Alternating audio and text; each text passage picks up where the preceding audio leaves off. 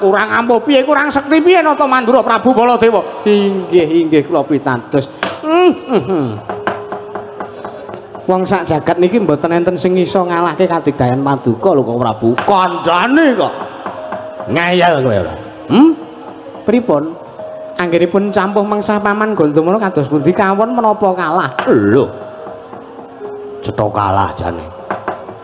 Ngantipun Kakang kecepit wujud ing Sela Gilang iki mau. Ning merga saka dewa kuwi melas karepun Kakang. Baladewa kuwi menungsa utawa titah sing tansah diwelasi karo dewane. Merga amal tumindakku becik kuwi akeh, ngono. Dadi dewa kuwi akeh welase karo Baladewa. Lamun katututan lamun mangsa prawira digdaya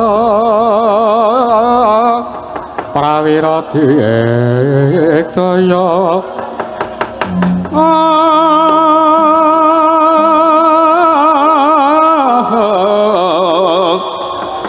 prananggana magawe prawira wang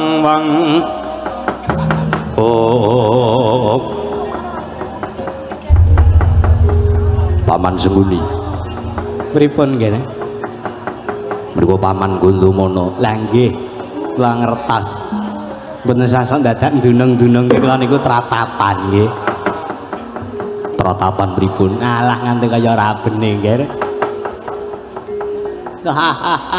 nglebut bojone nah mbok cecok meneh iki nembung mawon man ora cah dijurung tungkul kaya tadi kucarane aden mlaku wis wae iki ora Paman Gandamana aku ngaturke sembahku aturu ya Kurupati anakku ya tak tampa pangestuning pamanmu Mandura Jajah wae tampanono ya tak gegem dadi jimat Surtayuda padha slamet ya Paman slamet sewangku nderekke marang tindake Kakang Mas Kurupati Durmagati padha slamet pakai cumule slamet sowanku lha udah kejuji apa bektiku kantor ya lek ya tak tampa Durmagati aku piye iki sampean ki nek luput kalau Gandamana niku ya pira-pira njaluk ngapura aku njuk ngapura ning ketoke kaya kana sing ora ngapura aku kok Dur wis ben ora nampa pambagi ora arjane Gandamana ora patheken Kurupati ora dawuh tak sawang para sata Kurawa rantak-rantak para Wadyabala mandi gendera ana wigati apa Paman Gandamana ora parang ora sandata api-api ora krungu sampeyan sing anake sayembara dewi tak kira wis ora bakal kemeran yen anane Kurupati tekan kene nggawa Kurawa 100 mung arep mupu sayembara neter marang ketrimaning uripe para sata Kurawa kinarya bebana boyong sekare kedaton ya kuwi Dewi Maradrawati ya nek pancen wis tantepi kaya ngono Kurupati Marata Dyagi samata ing gati sawe gawe diri katokno budimu ketokno kridamu ora-orane Gandamana gigrik sartane ora-orane Gandamana bakal kasoran mungsuh kridane para sata Kurawa lah ya kek ari dadi kruyuk wae ya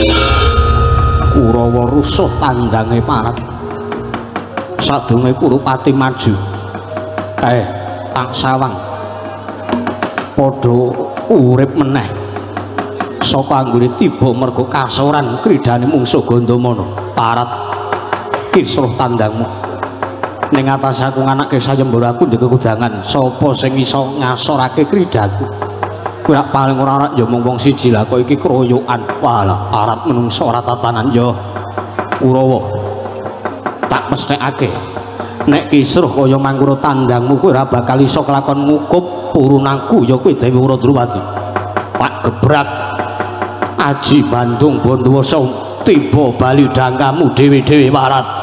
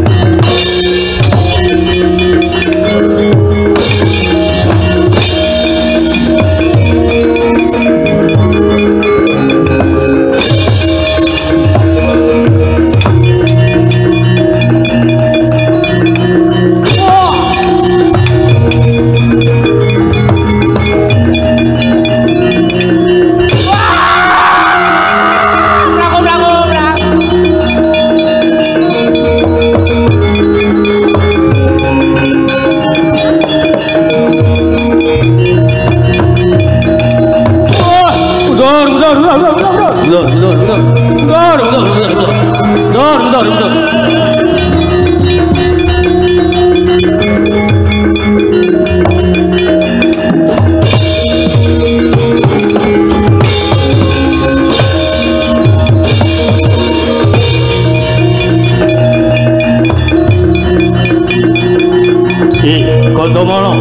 Gondomono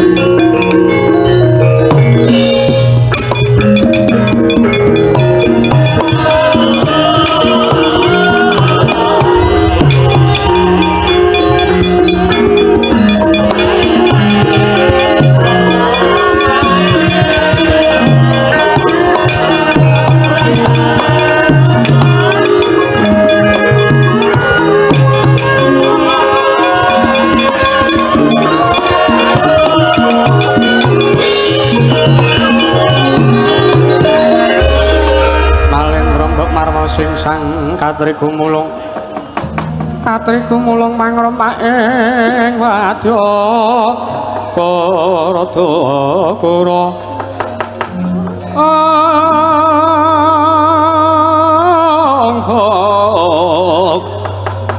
Karadakara reka kiri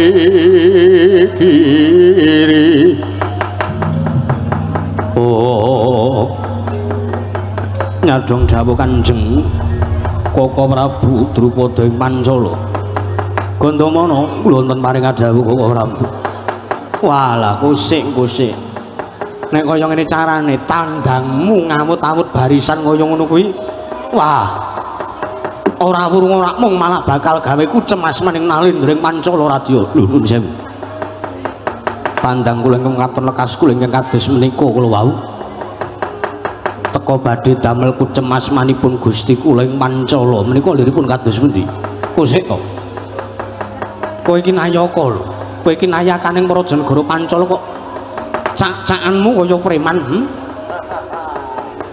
brangasan kowe nuwun sewu mboten satebi-tebi anggen paduka paring dawuh Koko Prabu estunipun paduka paring dawuh nyandhek lan lampahipun kang rayipun Gondomono menika tartentu namung badhe nglepataken ngalekas kula anggen kula ngawontenaken sayembara ih menapa mboten wah pancen lantip manggrahe tamu Gondomono yo yakin aku ki bingung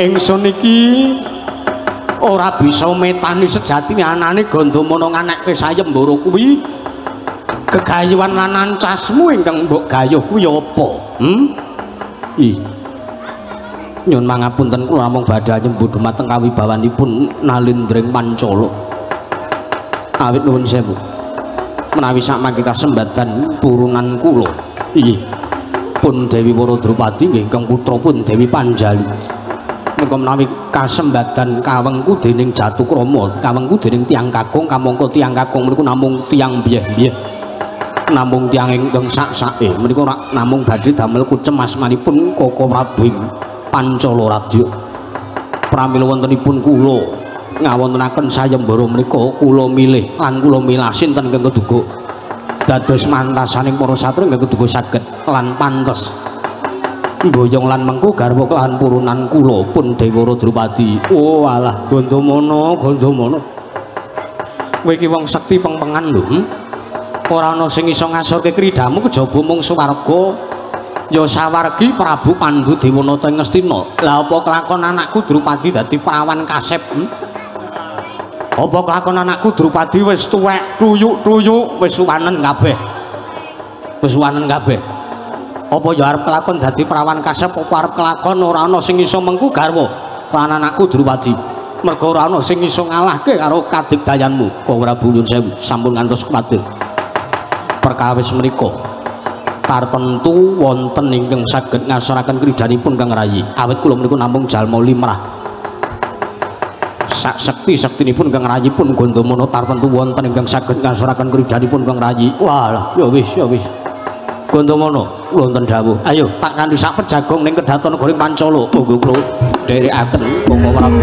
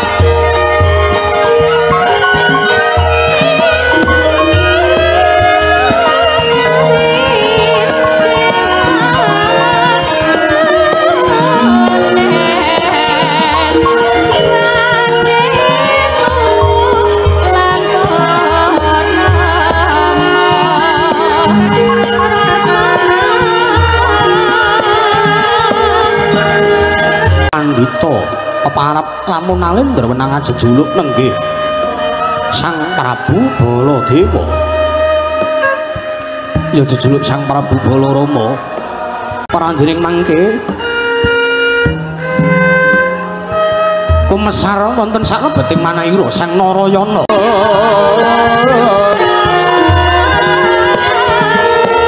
Kinarabak srimpi bedhaya tinala manira alon.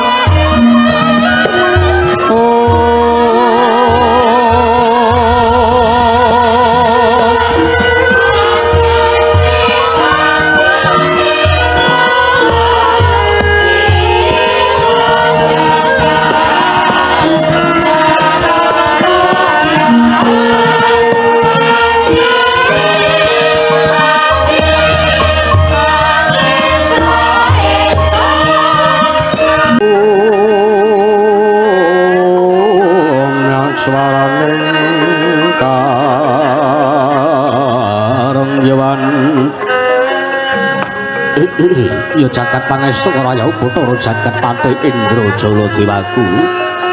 Adikku adikku bocah bagus Narayana. Kula nuwun wonten mangandika dawuh paduka Kanjeng Kaka Prabu Mandura iki Kaka Prabu Semban kula, Kaka Prabu Baladewa. Baladal. Kinandenan kararjan sowan muning Praja Negara Mandura Narayana. Pikantuk berkah pangestu paduka Kanjeng Kaka Prabu. Sowan kula wonten Praja Negari Mandura tebih saking Rubeda. Kemareng kula ngaturaken sembah sungkemangan bekti kula kunjuk Kaka Prabu. Yo. Narayana tak tampa. Padmanaba ora pangestunipun Kakang Wae Tampanana sampun sanget anggen kula pundi. Kakang Udawa padha slamet pratamu ning negara Mandura Kakang. Tansah punahing kawidatan ring sambikala. Sowanipun ingkang abdi pun Udawa sinuwun kula ngaturaken sembah bekti kula kunjuk tak tampa tiba sepadha-padha Kakang Udawa prayogake lungguh sampun boten kirang prayogi. Kakang Narayana aku ngaturke sembahku katuraya Kang. Ya Sembadra Bratajaya lara ireng tak tampa pangestunipun Kakang Wae Tampanana. Iya Kakang tak gegem dadekake jimat prayogakna lungguhmu ya Kakang. Iya kaya ora kurang prayoga pratanipun Kakang. Lara ireng Lurah Udawa padha slamet sowane.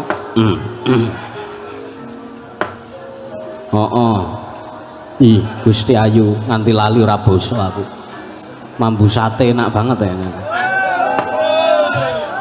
Wong kok sing dipikir ming mangan wae mau sambat mergo ora iso udut. Lho tiyang urip nika paitanipun nudut kok. Tiang urip menika saged dititeni nek wong niku urip mergo udut ngoten. Ha nek ora udut niku malah terus pripun ajeng mikir ngoten. Ngampet sikik ya Kakang Dawa. Oh nggih nggih. Tak ngambu sate niki mawon. Narayana, kula kok Prabu, aja kaget. Siadi tapi jiswane niku Raja Negara Manduring ora ana wigati. Aku mau ngarep merembug babakan kanan Raja Negara Mandura. Iya, kepareng Maduka. Narayana, kula wonten dawuh. Ana ing negara Mandura iki Baladewa kang minangka wakil sarta suli ing Sudarma. Mergo ngene. Sasurute Kanjeng Rama Prabu Basudewa pun kakang ingkang lereh utawa lir gumanti keprabone Kanjeng Rama Prabu Basudewa ingkang lereh keprabon. Ih. Mula kang mangkono pun kakang dadi wakil sarta suling wong tuwa. Kamangka wakiling wong tuwa kuwi wajib sartane diwenangake manata marang uripe para kadang sartane diwajibake maranata marang gesanging para kawula sak negara Mandura. Lah iki ngene. Sadurunge negara Mandura, kawulane sadurunge padha tak tata luwih dhisik aku arep nata marang uripmu. Gesangipun sinten? Uripmu ki lho. Oh, ingkang rayipun Narayana. Ya. Uripmu arep tak tata, kowe manut ya Narayana. Nuwun sewu. Sedaya pernatan negari Mandura kula menika nderek kemawon waton mboten alise saking angger-anggering kautaman. Wong kolemu aneh kowe kira. Lho, aneh pripun? Sing jeneng pernatan kuwi ora bakal nalisir saka angger-anggering kautaman. Ingkang wigati siadi manut marang apa sing dadi dawuh satane apa sing dadi pernatan niku Raja Negara Mandura. Mesti siadi ora bakal nampa pidana.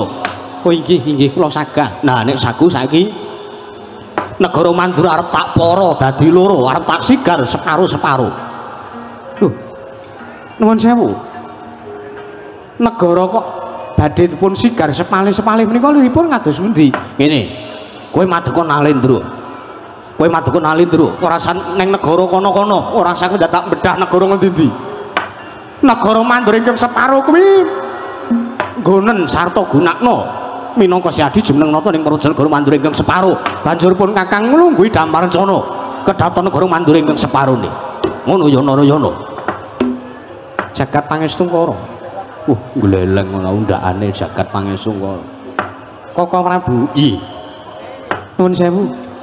Menawi kula kadhawan kados mekaten nuwun sewu mboten kateges kula mbadal. Dateng dawuhipun Koko Prabu Mandura kula mboten sagah. Lho ora sagah piye? Kowe karo tak mokteke karo tak kepenak uripmu lha kok ora sagah kuwi piye? Apa iki mek arep urip ngrekoso terus? Mergo aku napa kabaran? Wis akeh banget wong sing ngandhake ning Baladewa. Bab perkara kowe lehmu mbeling. Ngaku saiki. Mudar konangan ora. Konangan ya wis ngkari ngaku. Inggih inggih kula mbeling. Kowe kulino begal, kowe kulino ngecu, kowe kulino maling. Iya. Kulino mlaku-mlaku. Wis. Kurawa karo Udawa kok padha wae lho. Nuwun sewu kula sampun tau tate matur kelawan padukan Joko Prabu Baladewa. Bilih anggen kula maling menika mboten saking pikajengan kula piyambak teges bondo ingkang kula maling menika mboten kula ginakaken piyambak.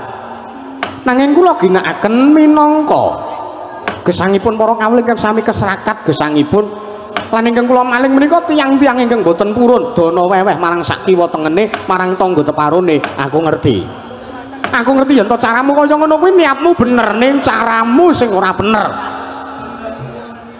Ayo ngaku mawon kon leren mawon. Kowe meneng ombangane tak sothot wetengmu lho kowe.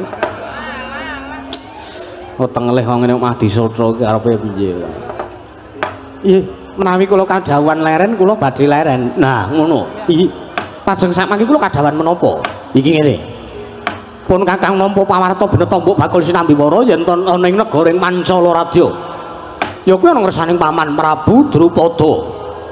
Ana ing negara Pancala rikala semana nganake sayembara pinilih ingkang ora wigati mung milih sapa ingkang pantes lan sartane keduga bisa mboyong sarta dadi jatuh kramaning Dewi Waradrupadi. Ya kuwi srana ngundurake Paman Gandamana Narayana. Oh mekaten. Yo. Lajeng kersanipun Koko Prabu Baladewa kados pundi? Siadi manuta kowe tak dawuhi. Kowe tak dawuhi. Kowe geluta karo Paman Gandamana. Nek kasempatan kowe ngalahke karo Paman Gandamana, mengko Drupadi kukupen. Lho, nuwun sewu Koko Prabu. Iya. Nek kula pun kemarengaken majeng anggen kula sowan parengaken menapa mboten? Yo, kasumanggake Narayana.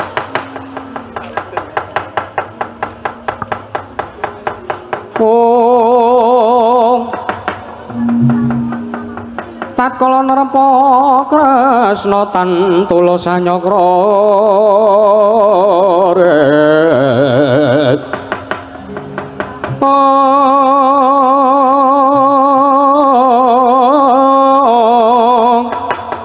Kanyakra sang Janawisu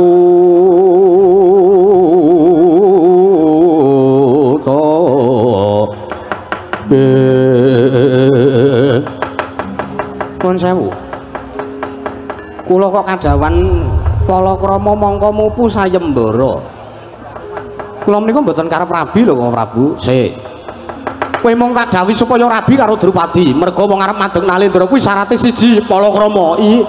Iki kula mangertos. Iya. Nalendra tesih Jaka menika mboten wonten cariyosipun.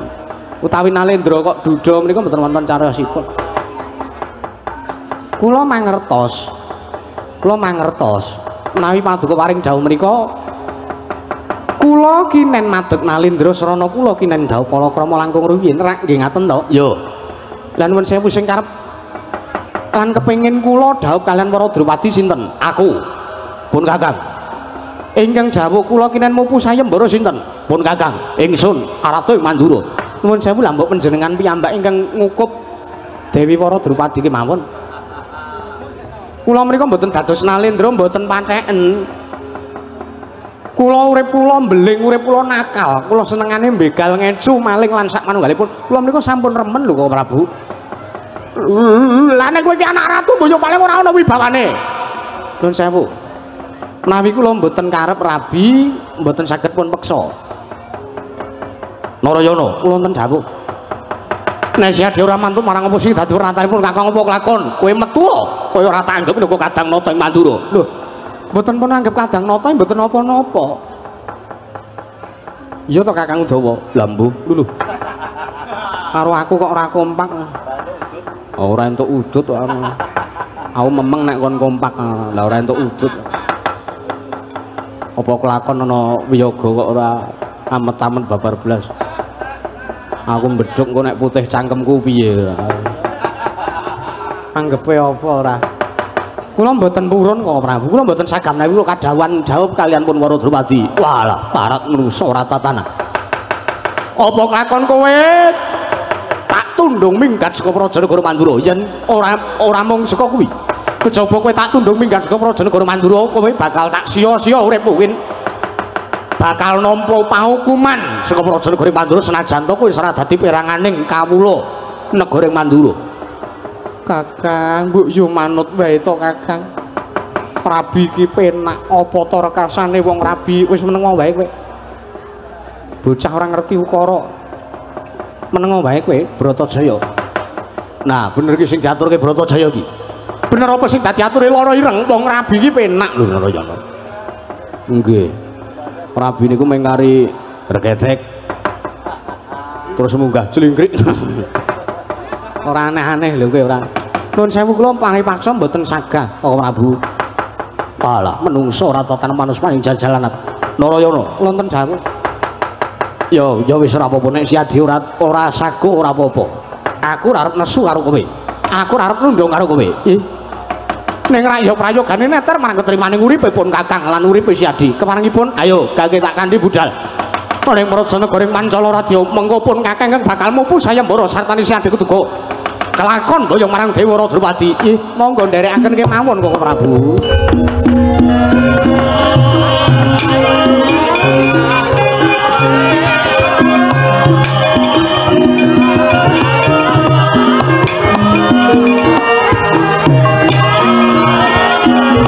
Ayo.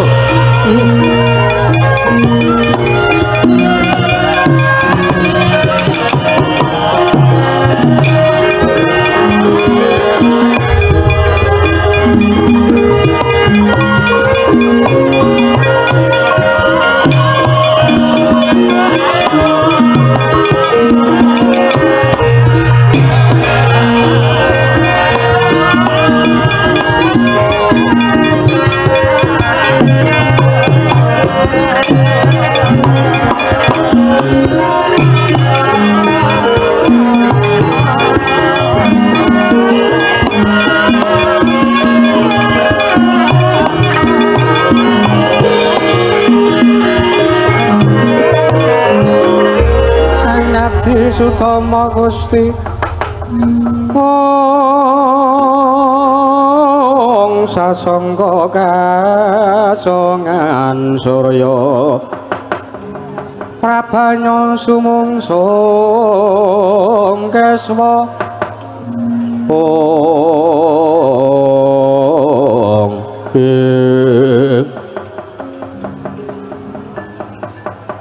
Kakang Udawa kula Raden kok mboten gageh bidal kok sik aku mau ngarep tak kowe mau ngarep tak ngrasani kok Prabu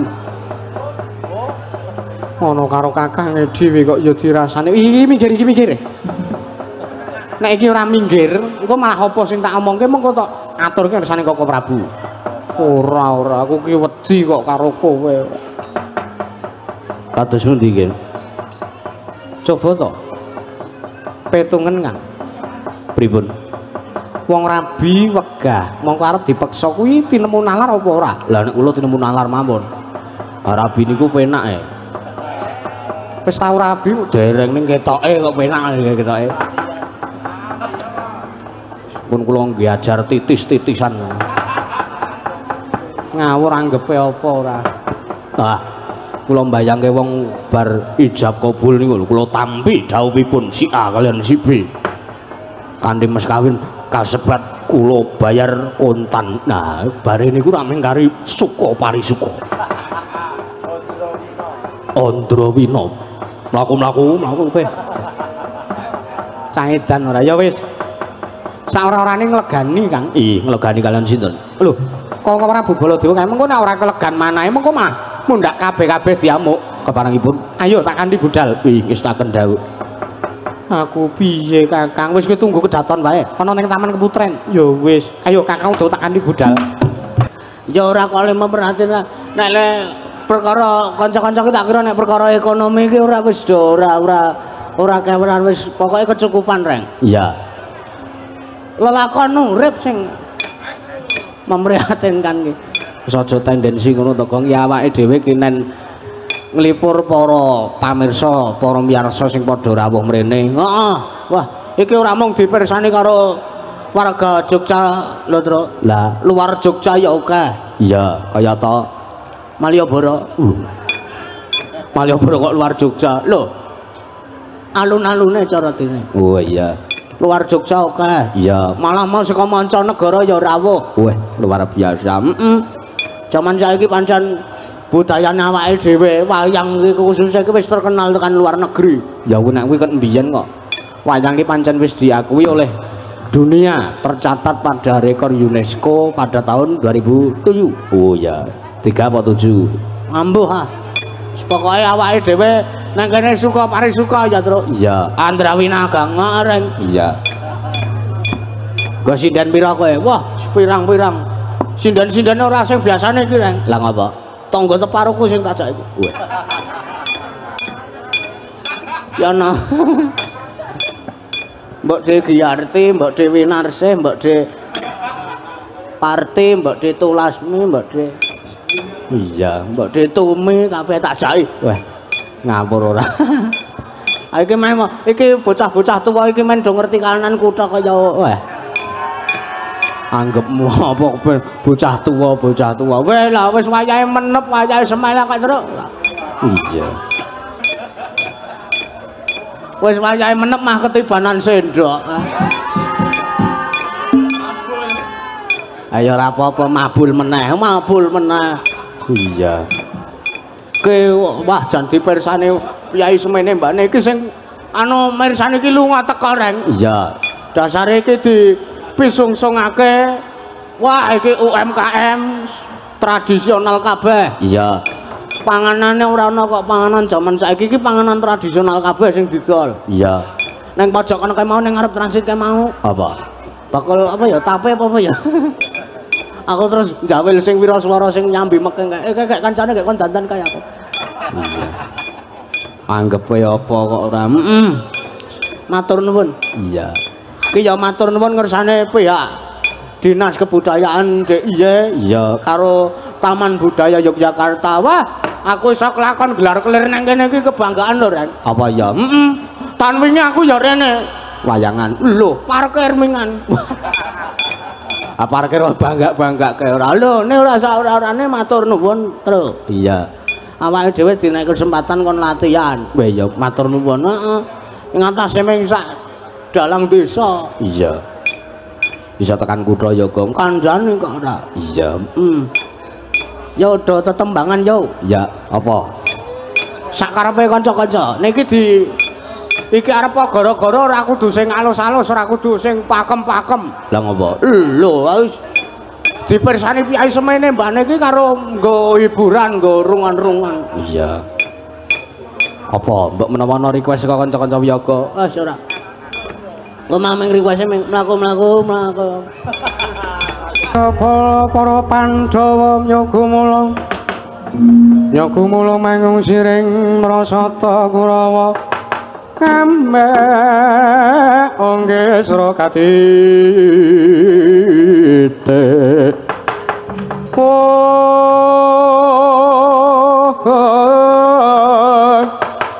Merot layot sagung para ratu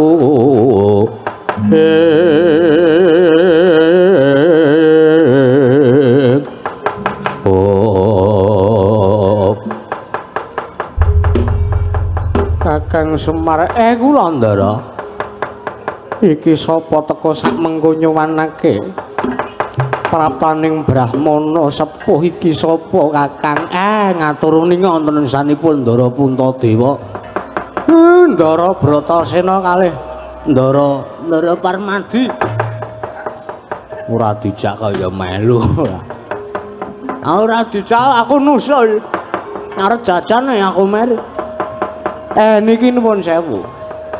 Niki niku ingkang paman ing pertapan pundi kula lali. Kajenge pitepangan piyambak. Ndara Mangkono Kakang nggih. Niku rumiyin niki pensiunan patih negara Ngastina. Duk nalika negari Ngastina tesih nalendranipun tesih ingkang Rama sawargi Kanjeng Sinuhun Prabu Pandhu Dewanata lho Den. Monggo pun dangu mawon praptanipun Resi Dumya menika. Nuwun mangke Paman Panemban. Rawuh wontening wukir tawu sarawuh paduka Kanjeng Paman Panemban Resi Dumya. Nadyan ingkang putra pun Puntadewa ngaturaken sembah. Waduh. Nuwun amit pasang kaliman tapi sinabet naing ila-ila. Dumawahing tawang tuwang linepatna saking siku dendaning Ubathara. Nuwun sewu Raden. Panjenengan menika sesembahan kula lha kok dadi panjenengan ngaturaken sembah kalian kula napa mboten jeneng kewalik. Mangke rumiyin panjenengan menika pepundhanipun ingkang abdi pun Puntadewa. Tartentu sampun saklimrahipun menawi Puntadewa ngaturaken sembah tersanipun Paman Resi Dumya. Makaten inggih. Oh inggih. Kula tampi dawa sami-sami. Inggih. Wah. Resi Dumya aku ngaturke sembahku katuru. Wah menika Raden Bratasena. Yo. Kula tampi dawa sami-sami Raden. Resi Dumya kula ngaturaken sembah pangabekti kula kunjuk. Inggih Raden Permadi. Kula tampi dawa sami-sami. Nuwun mangke Paman Resi. Teka tedhak wonten ing kasatriyan Wukira Tawu kula nyandhong dawuh. Waduh nuwun sewu. Kados menapa ingkang sampun dipun ngendikaken dening Ki Lurah Semar Badranaya mekaten kala wau. Bilih ingkang adipun Resi Dumya menika rumiyin kula menika patih negari Ngastina duk kunanipun nderekaken Kang Rama sawargi Kanjeng Sinuhun Prabu Pandhu Dewayana ing Ngastina. Kula pensiunan patih Ngastina Raden. Inggih. Lajeng menapa tawi katosipun kula sowan wonten ngersanipun Sang Raden Puntadewa kaliyan para Pandhawa gangsal. Menika awit kula namung nuhoni dawuhipun ingkang eyang. Ingkang eyang ing sapta warga inggih menika pun Resi Wiyasa. Resi Abiyasa inggih. Eyanging Saptawarga paring dawuh kelawan sira. Iye paring dawuh kelawan kula. Atur ringa niki riyen nggih nderekke Ingkang Rama, mboten namung nderekaken Kang Rama, saderenge Sengkuni niki nggih pati. Niki niku patih senior lho, Den. Nggih. Kula nggih pun momong niki kok riyen. Niki tuwik kula isih enom wae. Lah karang gedhe royale kok ya men. Ngawur ora. Gedhe sedekahe dadi ketok enom. Dumya ki nderekke ora janjane ora keceka, ora ming keceka Prabu Pandhu ya, Mir. Heeh. Wis keceka Sinuwun Prabu Abiyasa, Prabu sapa? Ireng Dipayana, Kresna Dipayana wis nderekke. Nganti sak pertengahan, jaman pertengahan Prabu Pandhu. Inggih leres ingkang pun aturaken panakawan. Sinten panjenengan menika? Bagong. Ngono kok wis pikun lho ora. Nggih panakawan Bagong menika. Kula nuhuni cawipun ingkang eyang pun tilas Nalendra Ngastina Sinuwun Prabu Abiyasa inggih samangke penemban wiyasa. Paring dawuh bilih negari ing Pancala Radya wonten sawijining ontran-ontran sayembara ingkang dipun wontenaken dening mati negari ing Pancala inggih ingkang paman pun Raden Gandamana. Wasing sayembara menika Raden, sinten ingkang saged ngasoraken kridanipun Raden Gandamana keduga saged mbayang putri ing Pancala. Inggih menika pun Dewi Warak Drupadi kang minangka sekaring kedaton. Inggih menika kedah lumawat ingkang paman pun Raden Gandamana menika Raden. Kakyatri sangga pirang uri nanggul kinempet-kempet dosang retnaning bawana.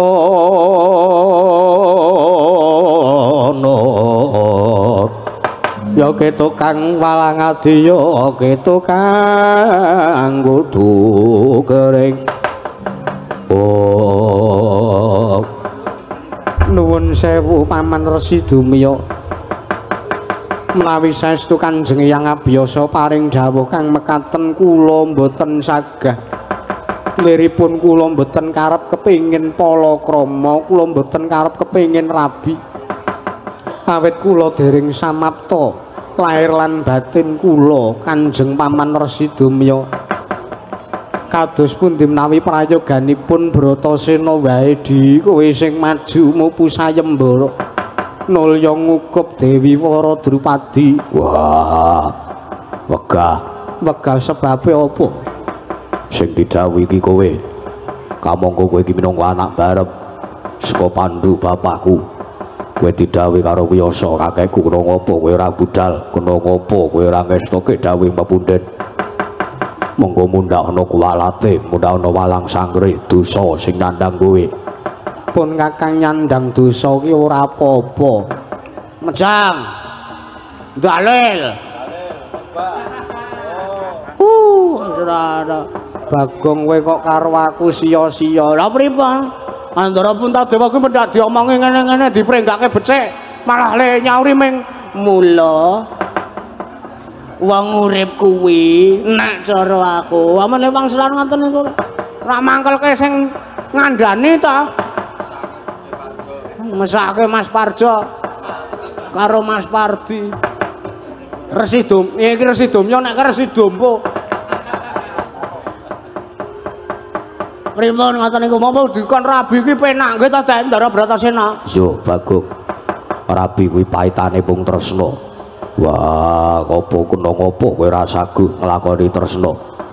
Katresnan kuwi enteng, katresnan kuwi kepenak. Sing kandha sapa nek katresnan ki enteng. Wong ana tetembungan wong kang nedeng nandang katresnan, tresna kuwi abote kaya nyangga bumi. Nggih. Bener niku ninga. Tresna kuwi abote kaya nyangga bumi. Ana paribasan ngaten. Nganti sangka tresnane sangkane kate ya Mir. Adine dhewe wae dipangan. Anak elike lho ya ora mikir kuwi. Ora kena ngono. Lah ya ora kena mula ta. Ora kena Bagong andane kok. Ya entuk wae ning kok anake ngebak. Ngawur ora kowe ora. Pun ta penak mawon. nek kowe ora saguh nglakoni rabi karo Drupadi ora sah ngaku minangka barepe Pandhawa ora sah ngaku yen to Bratasena kuwi kadangmu ora sah dadi peranganing para Pandhawa ora sah dadi putune yang biasa ora sah dadi anake Pandhu bapakku swarga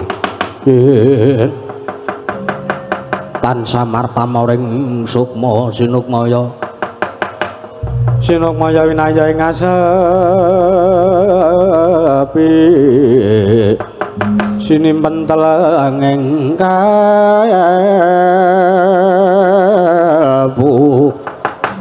oh ya wis pun Kakang tak ngalah wae di ngalah luwih kepenak nek manut ki kepenak aja gawe pawadan dhewe iya ya mung sejati ling gawe ora ikhlas pun Kakang kuwi ra mergo ning atase wong arep mengku garwa wong arep palakrama wong arep kepenak kok dadak ana pangorbanan ya kowe kudu tanding kelawan Paman Gandamana sakniki tak takon piye Bagong wong endi sing arep kepenak ora dadak ngrasake rekoso niku wong endi tak takon menungsane kon beto rene wong niku arep kepenak kudu ngrasake rekoso sike ya Mir Mbuh Mir iya nek arep kepenak ku ya kudu mbayar sih ya Mer. Iya. 120. Ginasel. Rambung urung. Aku dadi RW anyaran kok empuk ndasku.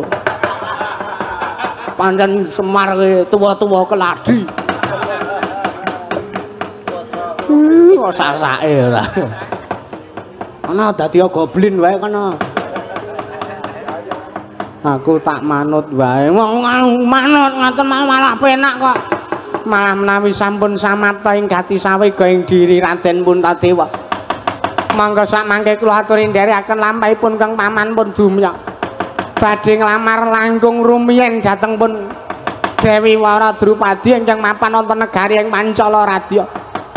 Sak mangke kula ingkang badhe misungsungaken pala pendhem pala simpar pala gumantung. Kinarya Surana panglamaripun Dewi Wara Drupadi inggih Paman monggo kula dherekaken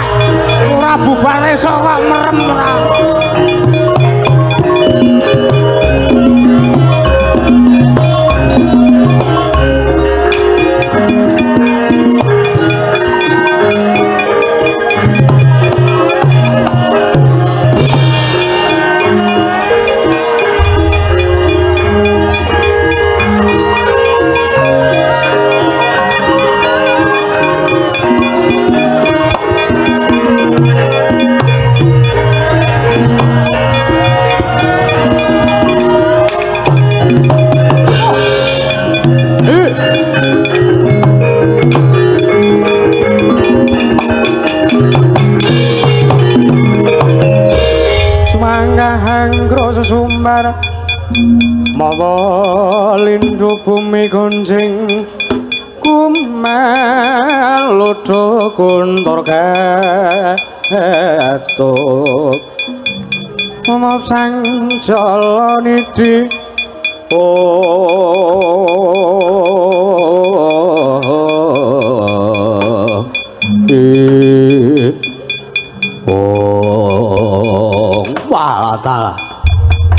Paman Gandamana. Anak Prabu Mandura nang maran. Ayo, kakek diwiwiti. Jumbuh mangapa pirembagan ning kedaton negaring Mancala. Baladewa sing saguh ngayonake sartane saguh ngasorke kridane paman ing Mandura Jajah. Ayene pancen arep nyoba lan Raden Gandamana. Tak sumanggake katokno budimu. Ketokno kridamu. Ora minggat kelakon mati dening Prabu Baladewa.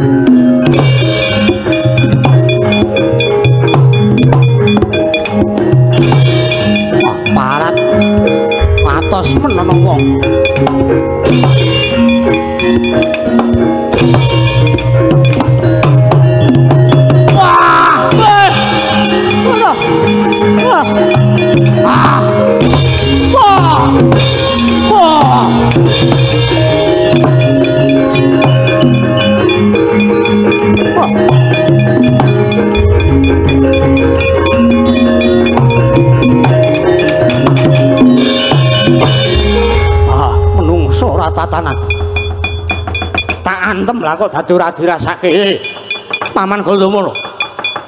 Kowe iso ngundurke karo Baladewa mergo aku Baladewa urung nggunakake pusaka, urung matek aji. Sawangen pusakaku Kyai Nenggala tak tamake dadamu ora jeblok aja diundang Baladewa parang.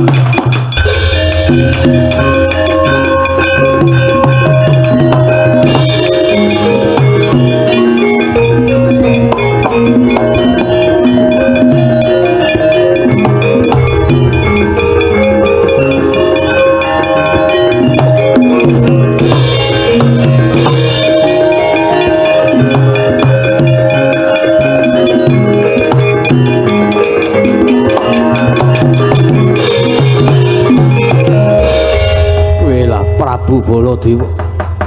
Walah, kendel timun nggonmu sesa ngaran. Durung tatu kulitmu, durung babak kulitmu.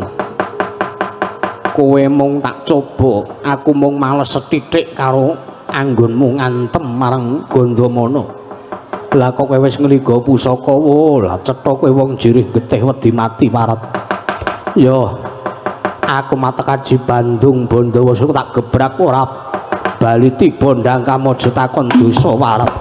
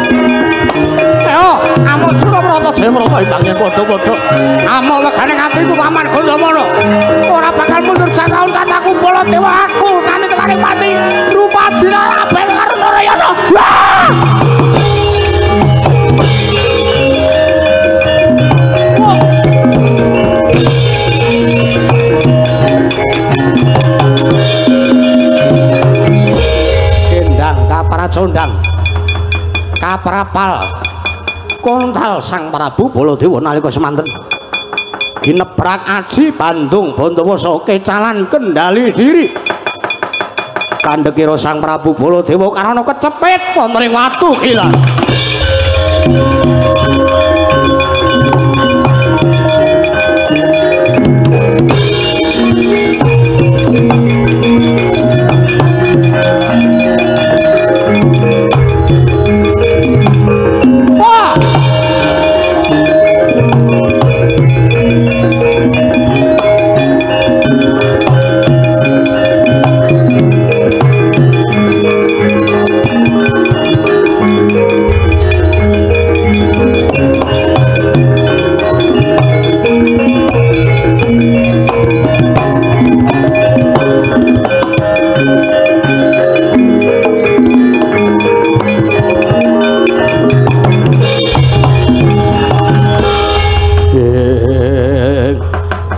Kresna sinayang gelung mangrok mining cakra kumitir mijil saking hasta mintonaken dewe krama nira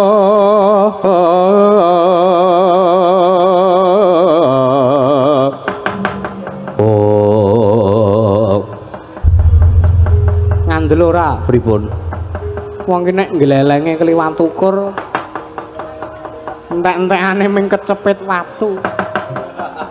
Kempit ngiwonengen kaya ngono kuwi lho.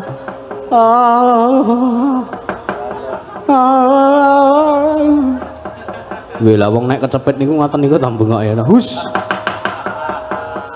Coba tak nyepitke. Ngawur ora. Nika tutuke ketutupan watu napa pripun mbok menapa Kakang Jawa oh nggih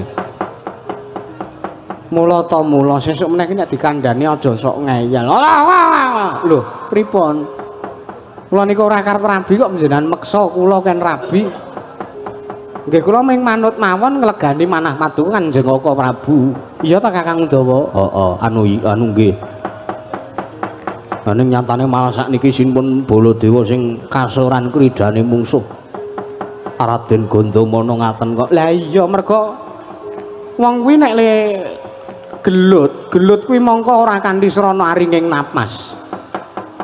Teges le gelut ming kemerungsu mung waton bras-bres. Ya ta Kakang? Ha nggih. Gelute ming ampi awur-awur mongko le perang ora mirasa. Mengko rak ming ora wurunga ming mbangane anyata. Iya Kakang wah nggih sinten sing tuna nek pun ngeten iki Kaka Prabu Allah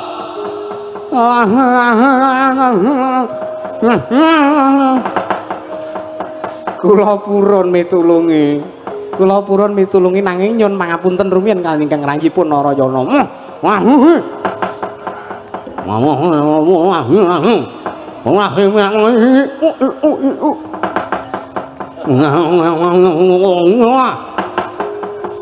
pun tulungi mawon mesake nika le omong wis ora cetha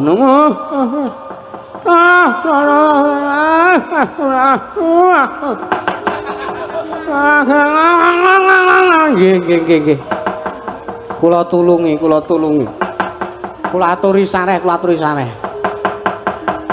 terus pripun ajeng nulungi wong sampean niku ming cilik mongko watune gedhe-gedhe kaya ngoten. Pripun undangke beguk napa pripun? Ora sah. Aku iso merantasi dhewe Kakang. Oh, nggih cobi mawon.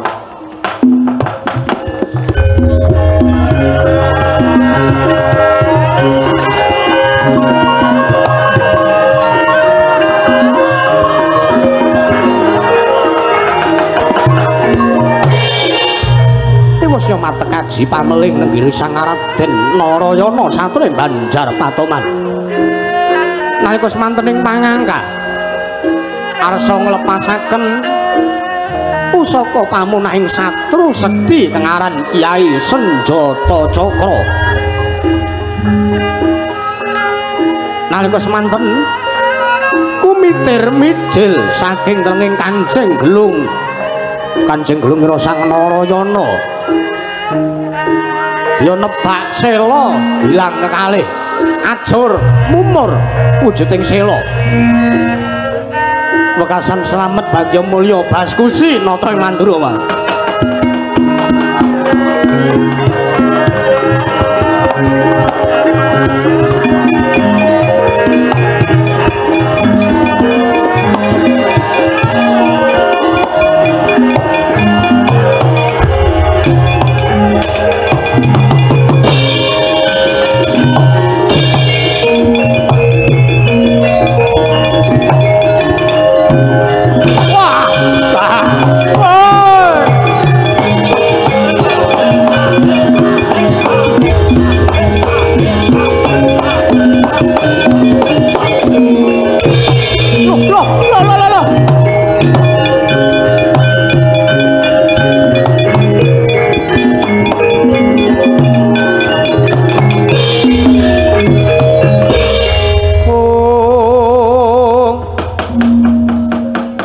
Samar pamoring sukma sinukmaya winaya ing sepi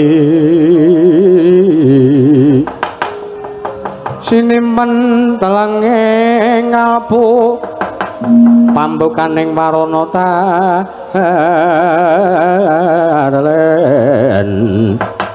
talen saking liap layaping luyo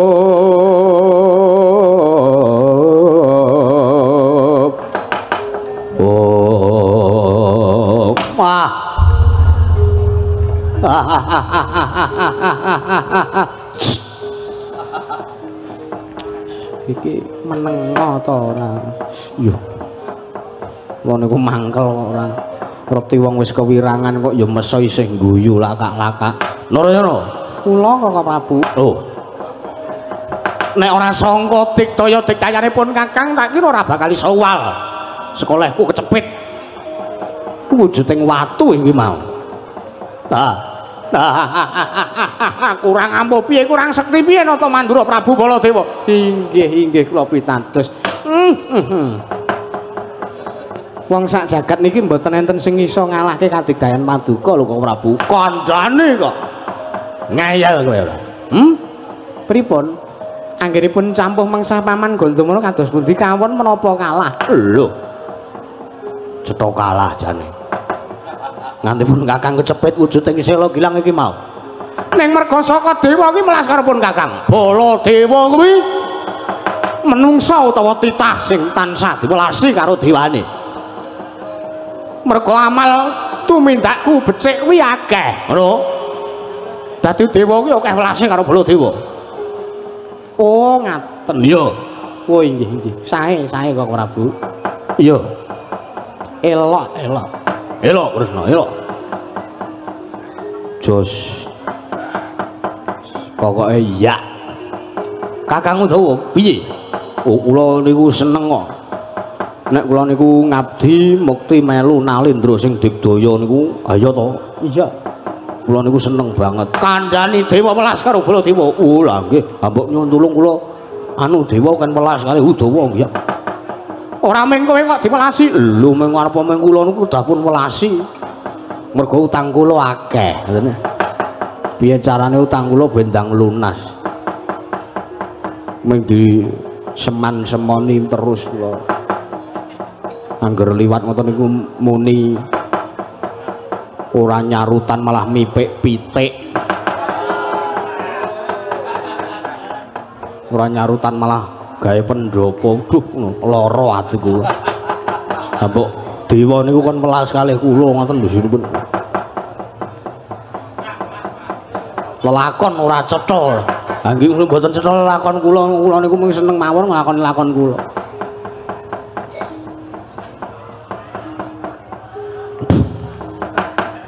iki ngapa kok guyu ki ngapa mboten kula namung ngeguyu utange Kakang Udane iya ta Kang nggih lelakon kok werna-werna lha nggih arep nyandi lho teng mriko arep ngopo sate koyor ya Kang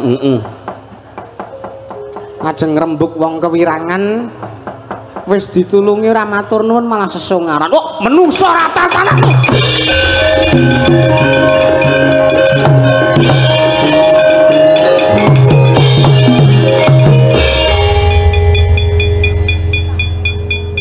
Ngendi mau? Sinten? Loh, Wardi iki mana? Kok Wardi ora?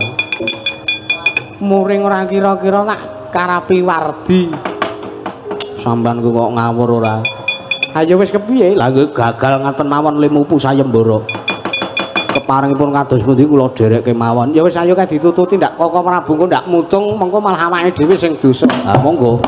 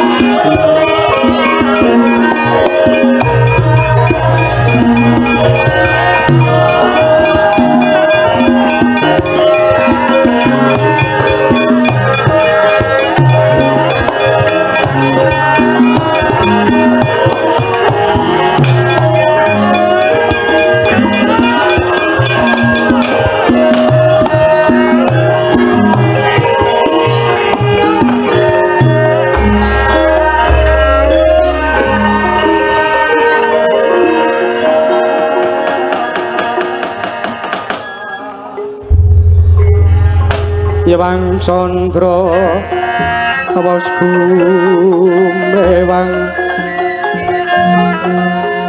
ingin manging sakra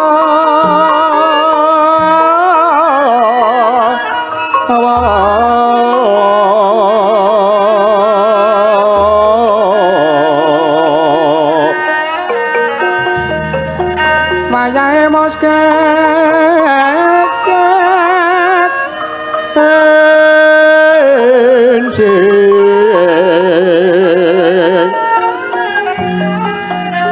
rame swaraning sato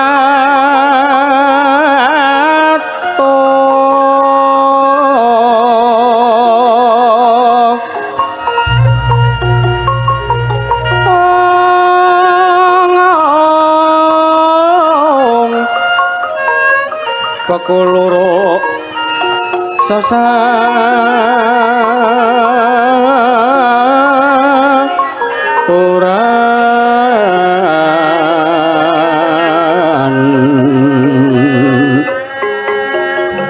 wetan soroteng karuna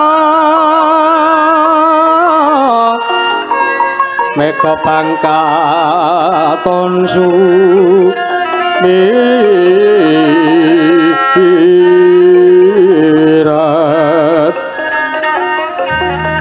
lir netraning anggo rapo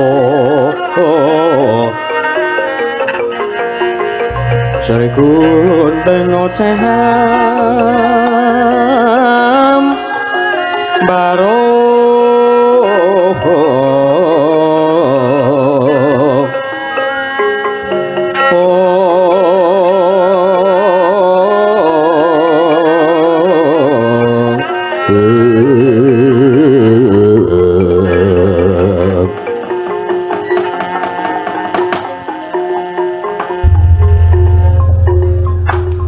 meh rahina sumubang Hyang Aruna pindha netrane nganggo rapuh parandene mangke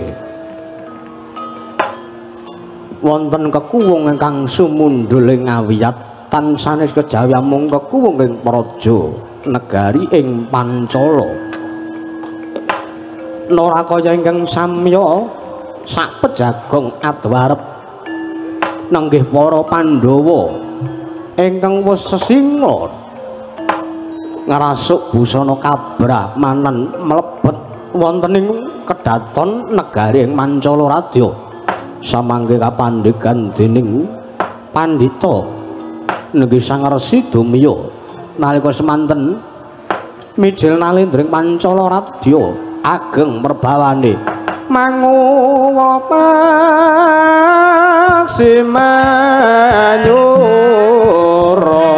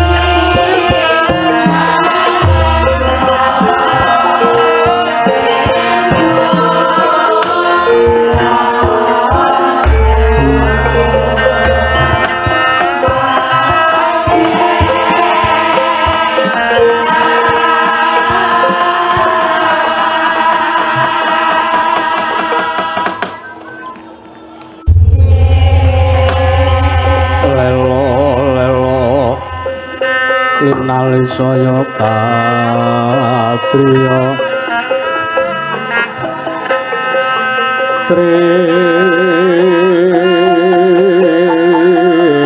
asmara marang risang kadirate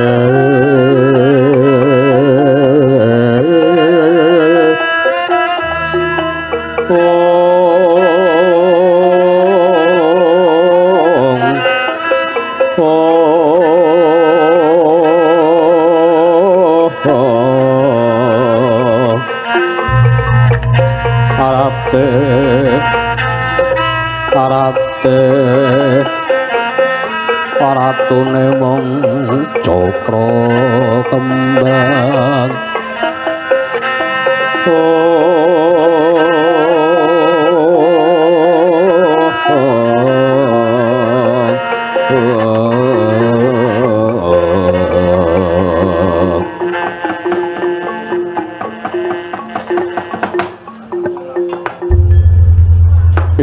ya jagat pangestu ora yahu Bathara jagat Niwang Susmana mangadi linuwih ana sasmentaning ingsun jagat wasesaning Bathara ora mengko to dhisik sawetara wektu ingsun Prabu Drupada lunggone kedhaton negara ing Pancala teka iki nampa daya tak sawang wong tuwa ngirit anak 5 cacahe sing 3 bagus sing 2 elik ora mengko to dhisik penembahan iki bapa sak anak-anake pendhita kabeh ora mengko to dhisik penembahan sira sing maratoning Marajanegara Pancala Radya kinandhanan karaharjan penembahan lan sapa sing dadi peparapmu saka ngendi pertapanmu penembahan Nyeh Nona Amit Masang Kalimantabe sinabetahe ngelahi laltina bena saking siku dendaning Bathara edan non mangke sinuwun paduka sudi mestani dhateng jasad kula pun begawan dumya wondene kula saking pertapan Ngekacakra pertapan Ngekacakra inggih begawan dumya ya Resi Dumya inggih wondene leres pangandika paduka menika sedaya anak kula Pendhita ingkang kejubah ijo Resi Dumya inggih kula wegerangane kula ya banjur kuwi sapa kuwi kuwi atmajamu sing kejubahe putih kuwi sapa peparape Nona Amit Masang Kalimantabe sinuwun sudi mestani dhateng jasad kula pun Brahmana Kangka Brahmana Kangka inggih lah sing pasuryane bagus kuwi kowe sapa sing kejubahe werna kuning kula pun Brahmana Suparta sinuwun sing kejubahe ireng sing awake gagah gedhe dhuwur kowe sapa aku Brahmana Balawa dasar Keparayata sing amit paningale kira kuwi sapa kejubahe kok werna-werni kula pun Brahmana Cakrawangsa sing wah nggih dados pitakenan liyane jubah iki ya putih kuning kalih ireng ngaten nek kula mboten kejubah kula pelangi jubah kok werna-werna Brahmana Cakrawangsa iya kasinggihan kula manjanipun Rama Penemban Resi Dumya lah sing wingking piyambak kula pun Brahmana Potel Kidi apa Kang Brahmana Potel Kidi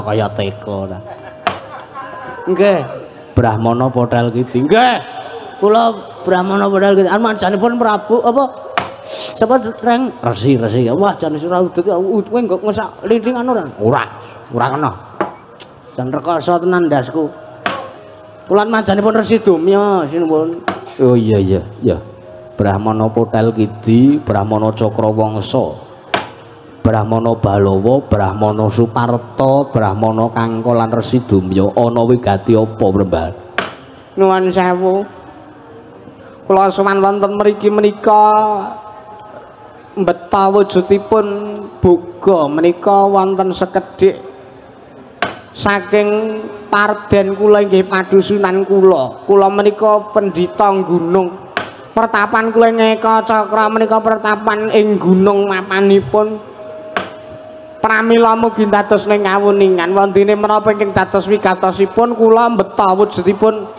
boga menika wonten pala pendhem pala simparep pala gumantung lan sedaya kemawon menika wonten Jawi ugi kula betakaken wujudipun ingan-ingan raja kaya ite iwen sedaya kula cawisaken kula pisungsongaken wonten ngersanipun Sinuwun Prabu Drupada inggih Sinuwun Prabu Sucitra ing Mancala.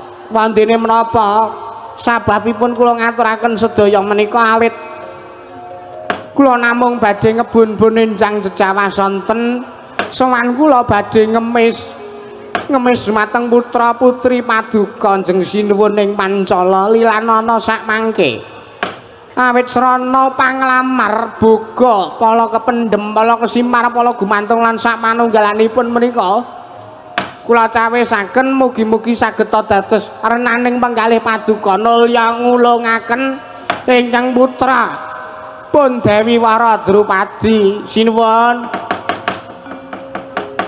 Jaja muntap lir kenentap duka yayasinipi netra kocak ngondarandir hidup nyomang ngolon joko wadananira mbranang yen sinaben marang sakeding murup dahanane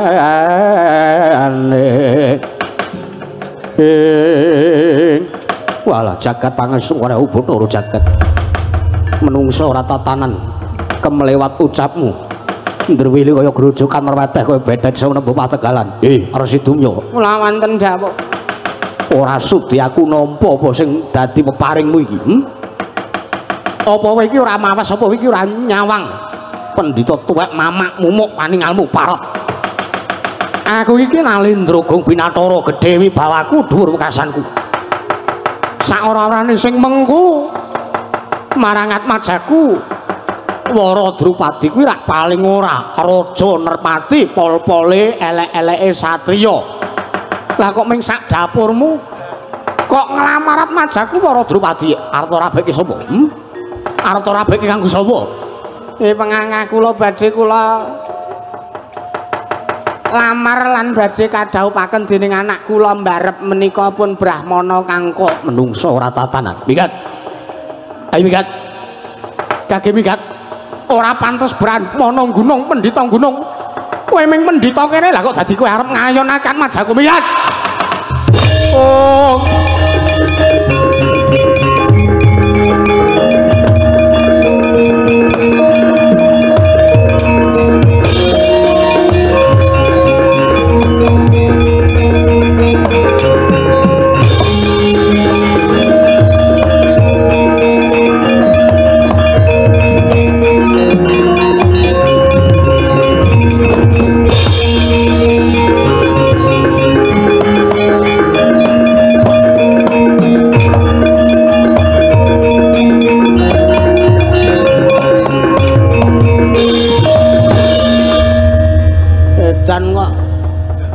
kowe ratu kok ora duwe bawa Prabu Sucrita piye sapa Prabu Sucitra nganti kleru jan nek ora udutke ngene iki wis kenyeh lambene Prabu Sucitra Brahmana Potel Kidya kowe ratu mamakmu mok paningalmu edan menungsa ora tanek Gandamana kok wedi lho ora oh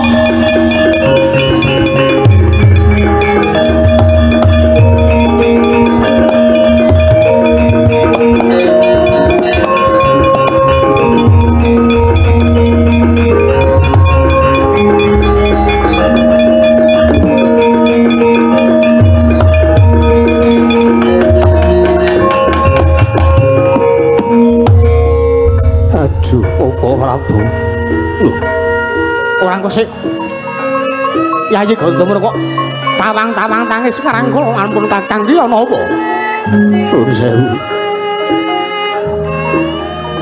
kula menika sampun matahun-tahun nderekaken kelawan paduka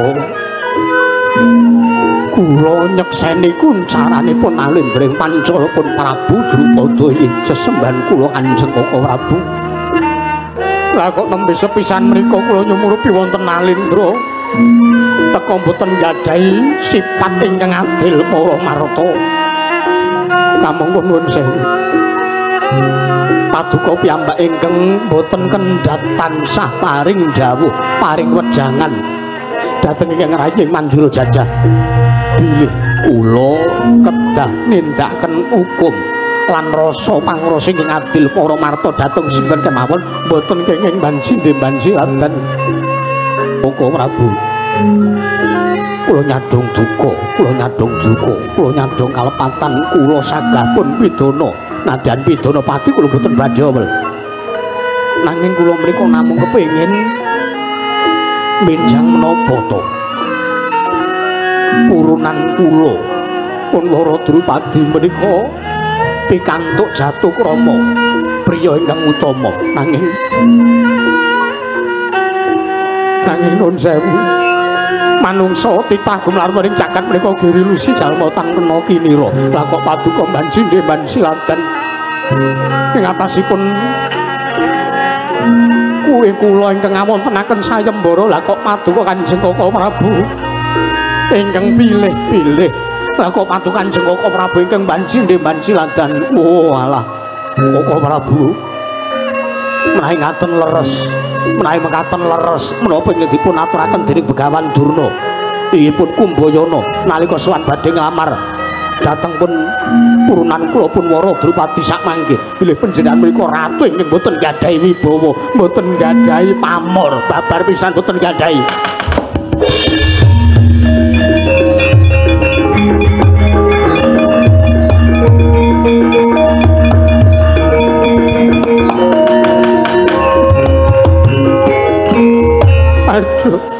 Aduh Gondomana apuranen pun Kakang Yodi apuranen pun Kakang merga saka nggonku nduweni rasa dadaku kaya dikilani karo pendhita kae mau nganti aku mentala nundung marang pendhita saat majane kae mau Gondomana pendhita kae mau tututana Gondomana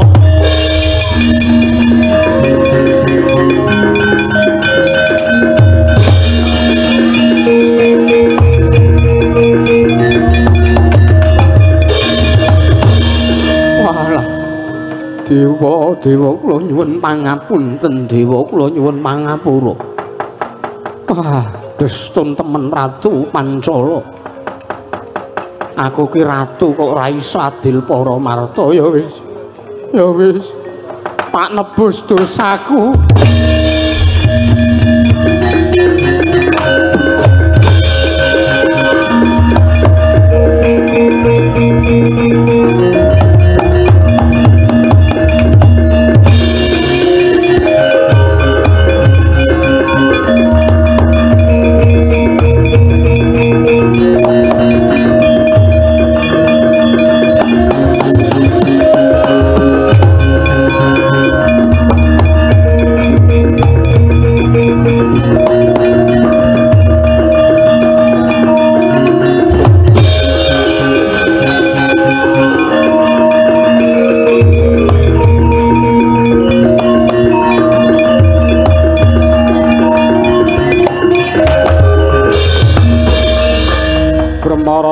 Somyo ngambrengeng kati karnaning aswa seyaning marga amalatku Ndara Bratasena pripun Den wah Semar kula babar pisan ora kajit nggonku munggah ning kedaton negoring Pancala bareng kelawan bapa Penemban Resi Dumya pripun? Wis nganggo kejubah ireng kok ora ditampa penglamare niku pripun? Wah, Ratu Pancala.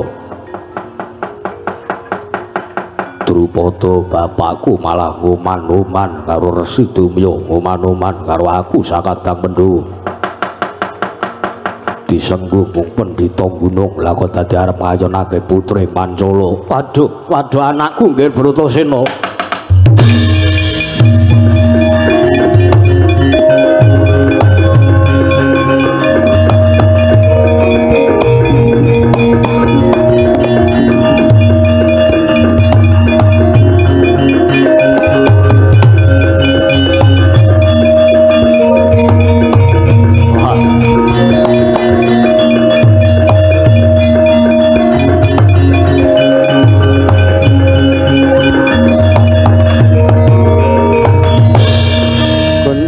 manjing langit kelap-kelap katon lir kencang ing alis risang maweh kandrung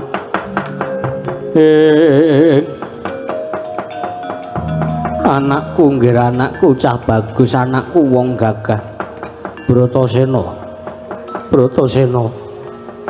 pun paman sing nyuwunake pangapura merga saka tumindak lan mangandikane sinuwun Prabu ing Pancala. Wah Raden Gandamana ngendika kang kaya mangkono lho sik aku iki bapakmu aku iki pamanmu kuwi ngendika Raden Bratasena kuwi sapa lho kuwi Raden Bratasena to pun ngaku mawon wong jan dapukane Bratasena kok wah Gandamana bapakku ngerti karo aku wah edan wah anakku nggih anakku mbok tutup ana kaya ngapa mbok palang ana kaya ngapa salina rangkep 1000 nanging pamanmu iki ora bakal sisip saka ing Pandulu yen to kowe kuwi atmajaku wong gagah Bratasena yo sejatine aku wis ngerti yen to sing sowan ning praja negara ing Pancala iki mau para Pandhawa ya mung watak mantune Kanjeng Koko Prabu ing Pancala Koko Prabu Drupada lah kok dadi gawe lara atine sakadang Pandhawa ora lara ora gelo atine Bratasena sakadang Pandhawa lah iki ngene yo nggih tak jarwani sejati ananipun maman nganake sayembara ki mung tak nggo pawadan sejati pancen sing tak antu-antu rina lan wengi kuwi ming para Pandhawa mergo tak rasa sing pantes bisa ngayonake lan ngukup mengku garwa minangka jodho dhaup kuwi rak mung anakku Puntadewa mula kang saka kuwi ayo iki monggo pawadan ayo gelut karo bapakmu ayo gelut karo pamanmu ning le gelut etok-etok wae ora usah tenanan mung ben disekseni piyai semene mbane wong semene akeh ngerti yen to Gandamana kasoran kridane mungsuh anakku Bratasena ayo le gelut etok-etokan wae Bratasena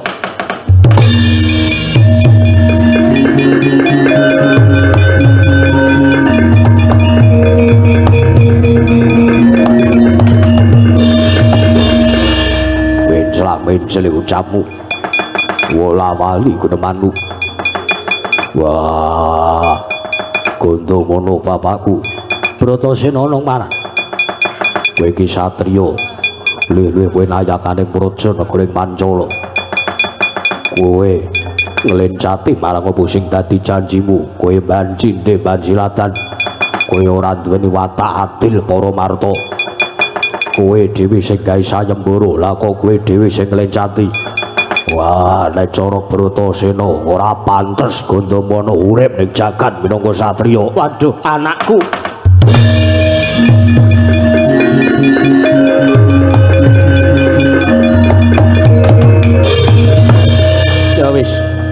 ya wis tak rasa pancen bener ngerti ya sak pungkurmu mergo ditundung karo Koko Prabu ing Pancala iki mau aku nguman-uman marang Nalendra ing Pancala ya Koko Prabu Drupada to uman-uman kepiye ning atase ratu kok ora iso adil para marta lah kok aku malah dilat iduku dhewe meneng gong ora ganggu wong arep gelut ora ya ben ora Gandamana ki rumangsaku ya rada koclok piye awang mau ngelek-elek Prabu Drupada to jane heeh ratu kok ora duwe bawa leksana ratu kok ora duwe watak adil para marta lah saiki dia sendiri melanggar hukum yang dibuatnya menengo lho Gong kaya ngono mata kaji Bandung Bandawasa midak ndasmu iso dadi payek ben malahane dadi payek mah genepa sekresek ngono tak dual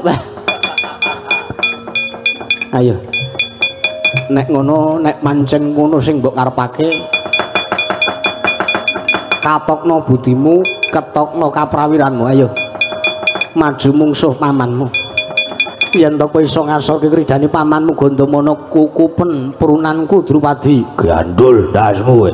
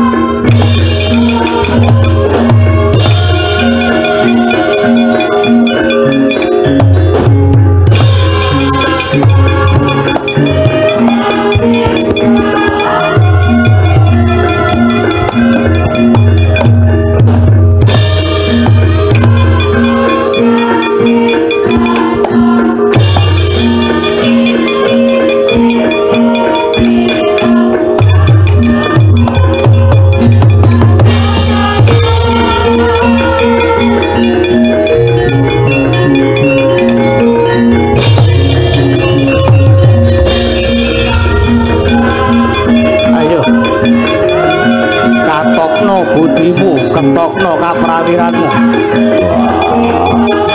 Gondomono bapakku. Apa ya tegel aku kula sara karo kowe. Ayo aja kaya bayi wingi sore. Aja kaya bayi wingi sore. Antemen pamanmu. Wah. Wah. Wah. Wah. Alah. Ah.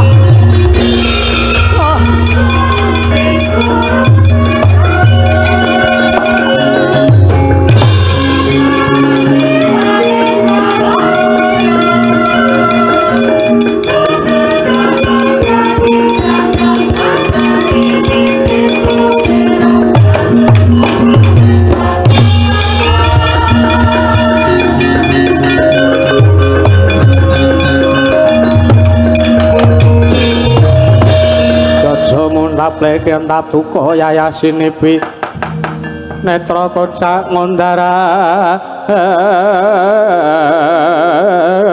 andhet ing parat menungso ora tatangan.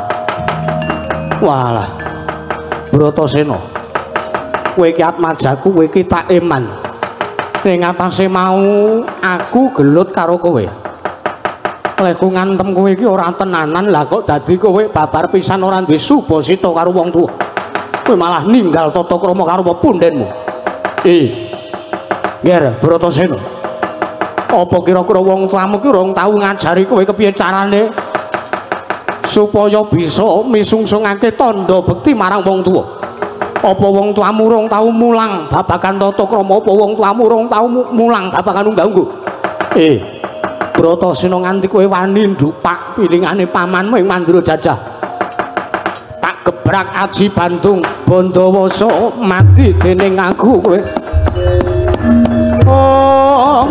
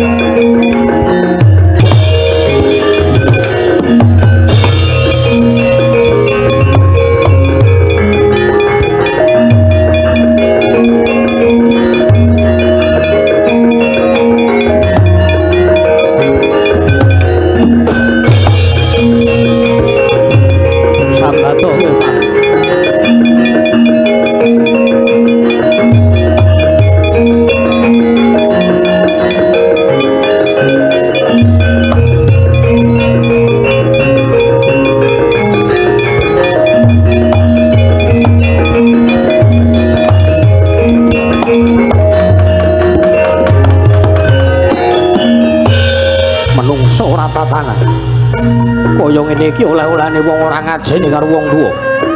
Sambato. Sambato. Wah. Kaya ngene lakone Bratasena. Ora ngira babar pisan.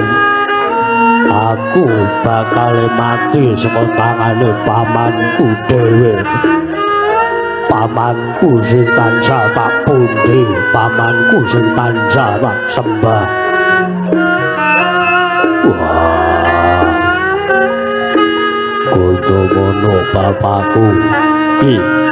Sambat Ngawulu. Ojo kesuwen. Patenono anakmu. Patenono Bratasena. Ora tak pateni arep nggo apa? Menungso kaya dedapuranmu sing ora iso ngajeni karo wong tuwa. Nek ora tak sirnake arep tak nggo apa? Sambato. Sambato sing seru. Wah, yo. Aku ikhlas.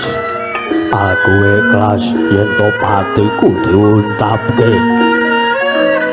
dening bapakku Gondomono. Yo mung wekasanku Wah, Babu Kunde aku pamit mati. Babu Kunde Bratasena pamit mati. Wiyasa kakekku aku pamit mati. Barep Permati kembar aku pamit mati. Pandu bapakku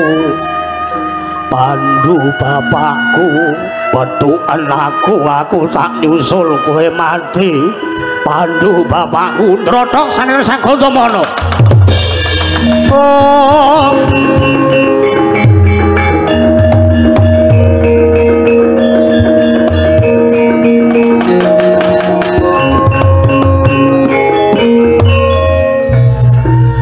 midhanget pasambating Sang Bratasena nggih nyebut asmane Kang Wasuwargi nenggih Sang Prabu Pandhu Dewanata Nalendra Ngastina dukunanipun kadya rinujit rujit manahi Sang Gandamana enget kalamun Sang Prabu Pandhu kang wis paring kamukten marang Sang Gandamana ugi pinaringan kasekten kang maneka werni peparingan sawargi Prabu Pandhu Dewayana. Pramila ing mangke teka ngantos damel kasang sarane Sang Bratasena bebasan kaya den lolosi bayu anggane Sang Gandamana. Wekasan kendho nggene romidak kelawan Sang Bratasena kaya ilang kekuatane Sang Gandabayu Siwi. Ucap Sang Bratasena sigra numplak kekiyatanira kang pungkasan. Astanira kekalih sedhuwa marang dadane Sang Gandamana. Tatan Grahita sedhuwane Sang Bratasena nyarengi kuku Pancanaka madha sekilan dawane. Temah neratas lan teman ceping jajane Sang Gandamana mancur ludirane.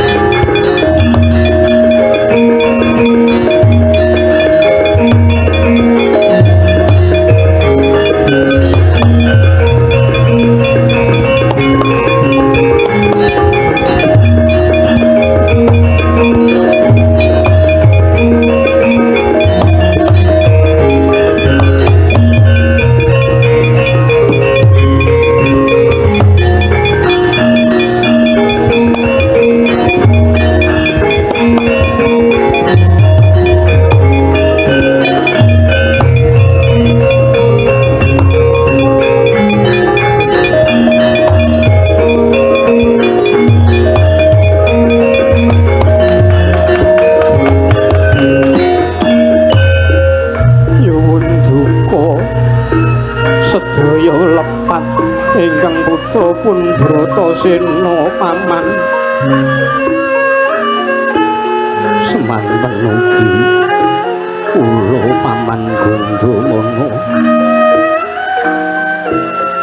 nyuwun duka sedaya lepat kang putra pun permadi paman anak-anakku para Pandhawa kabeh wae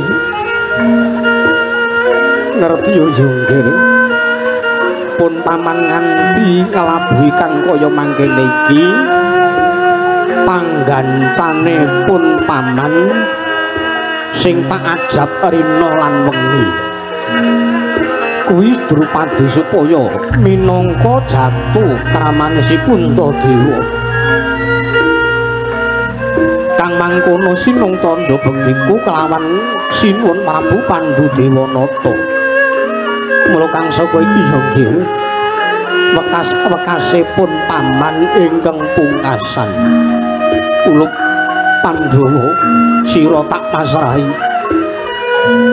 iki wujude mustika kalung robyong ya mustikane warih ya mustikaning toya iki mbiyen peparinge Kang Rama sinuwun Prabu Pandhu Dewanata sawargi nyo tak kundurake lumantarat majaku Puntadewa mrene nggih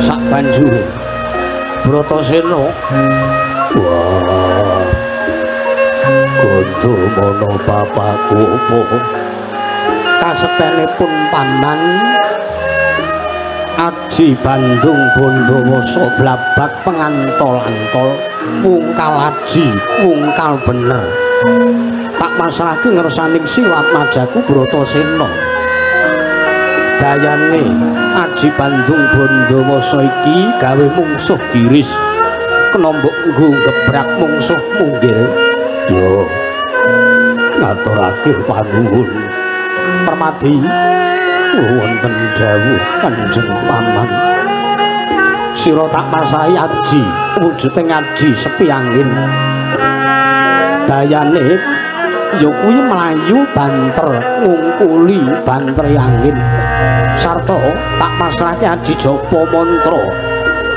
asmara ndana asmara gotra lan asmara tantra nanging yo nggih saokae kasektenmu mung gumantung marang saka panguwasaning Gusti sing gawe urip kang wis netepake wancine dewi-dewi kaya pun paman iki tuladane senajan to akeh kang ngundangake yen to Gandamana kuwi sekti keliwat ukur sarta ora ana kang bisa ngasorke kridaning Gandamana nanging nyatane apa nyatane malah ora pati nduga ana atmajaku Bratasena ingkang bisa bakal gawe srana nguntapke nyawaku sowan ana ngarsaning Gusti kang akarya jagat manjing pancaka suci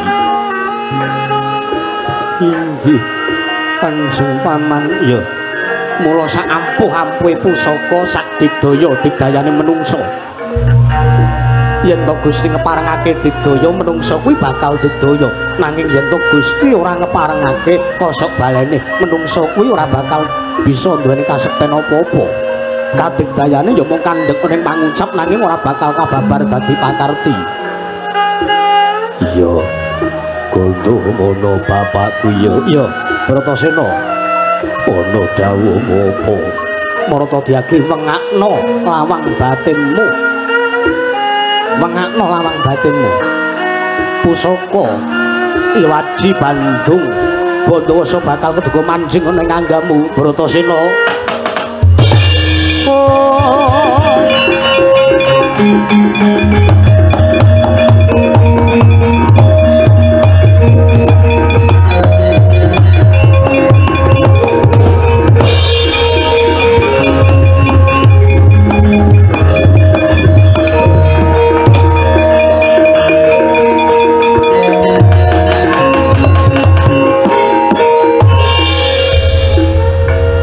kapasrahaken daya kekiatan kekalih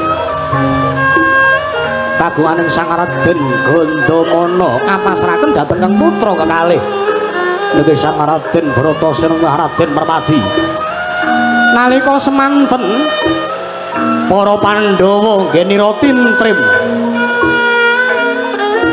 nyekseni titi wanci kang pungkasan saking Sang Raden Gandamana kang arsa murut kasedan jati nalika semanten saya ical saya lirih napase Sang Gandamana wekasan sukma oncat saking raga kondura risang Gandamana kondura risang Ganda Bayu Siwi den sekseni jagat saisine nalika semanten nggih sami mapan wonten ing alun-alun negaring Pancala samya klebus pertandhaken bilih ngantariksa kaya-kaya netesake punang waspa awit sedaning Sang Gandamana nalika semanten saya tebih kondri Sang Gandamana temah manjing wonten ing Pancaka Suci